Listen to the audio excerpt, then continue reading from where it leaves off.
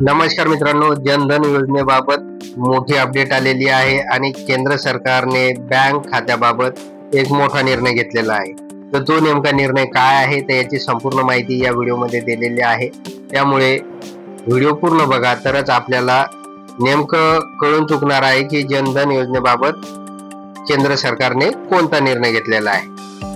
तर मित्रांनो, व्हिडिओला सुरू करण्यापूर्वी नेहमीप्रमाणे एक विनंती करेल, जर आपण या चॅनलवर नवीन असाल तर चॅनलला सबस्क्राईब करा, लाईक करा आणि शेअर करायला विसरू नका। त्याचबरोबर जे बेल आयकॉन आहे त्याला सुद्धा क्लिक करा, म्हणजे आपल्या चॅनलवर येणारे जे काही महत्त्वाचे व्हिडिओ आहे तर त्याची माहिती आपल्याला तात्काळ मिळून जाईल। तर वेळ न घालवता व्हिडिओ सुरू करूया आणि बघूया ती माहिती। तर बघा मित्रांनो, पंतप्रधान नरेंद्र मोदी यांनी 2014 मध्ये जनधन योजना राबवली होती।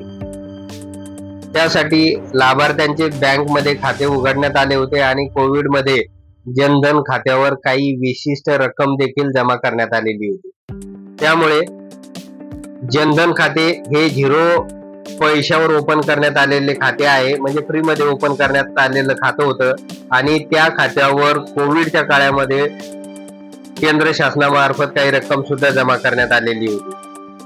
आता मात्र केंद्र सरकारने या योजनेबाबत मोठा निर्णय घेतलेला आहे आणि त्यानुसार जनधन खाते सुरू ठेवण्यासाठी पुन्हा एकदा KYC करण्याचा आदेश केंद्र सरकारने काढलेला आहे। तर काय मोठा निर्णय झालेला आहे तर जनधन खाते सुरू ठेवण्यासाठी आता प्रत्येक लाभार्थ्याला हे KYC करणं गरजेचं आहे, अशा प्रकारचा आदेश केंद्र सरकारने काढलेला आहे। जी खाती मागच्या 10 वर्षापासून बंद आहेत त्या खात्यांना KYC बंधनकारक करण्यात आलेली आहे।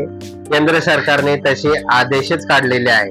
तर बघा मित्रांनो, जनधन योजनेचं खातं जर आपण काढलेलं असेल आणि मागील 10 वर्षापासून तर ते अपडेट केलेलं नसेल तर त्या खात्याची KYC करणं अतिशय गरजेचं आहे, बंधनकारक आहे, अन्यथा ते खातं बंद पडणार आहे। तर केंद्रीय वित्त सेवा सचिव M नागराजू यांनी देशातील बँकांना KYC करण्याचे आदेश दिलेले आहेत। KYC साठी mobile banking, net banking, ATM या सुविधांचा वापर सुद्धा आपल्याला सहजपणे करता येईल। KYC ची प्रक्रिया सुरू करून खाते अद्ययावत करण्याबाबत वित्तीय सेवा सचिवांनी सांगितलेले आहे। तर वित्तीय सचिवांनी सांगितलेलं आहे की जनधन खात्याचं KYC किंवा e-KYC करणं गरजेचं आहे। ज्यांना नेट बँकिंग द्वारे, मोबाईल बँकिंग द्वारे किंवा ATM द्वारे KYC करता येईल तर त्यांनी त्या प्रकारे KYC करायचं आहे, किंवा ज्यांना ऑनलाईन KYC करता येणार नाही त्यांनी स्वतःचा आधार कार्ड आहे तर त्याची एक झेरॉक्स कॉपी संबंधित बँकमध्ये घेऊन जायची आहे आणि KYC लगेच करून घ्यायचं आहे, अन्यथा जनधन खाते बंद पडणार आहे। तर मित्रांनो, अशा प्रकारे महत्त्वाची अपडेट या योजनेसंदर्भात आलेली होती। तर मित्रांनो, अजूनपर्यंत आपण आपल्या जनधन खात्याचं KYC केलेलं नसेल तर KYC लवकर करून घ्या, अन्यथा हे खाते बंद होणार आहे। तर मित्रांनो, एवढंच होतं या व्हिडिओमध्ये। जर आपणास हा व्हिडिओ आवडला असेल तर चॅनलला सबस्क्राईब करा, लाईक करा आणि शेअर करायला विसरू नका। धन्यवाद।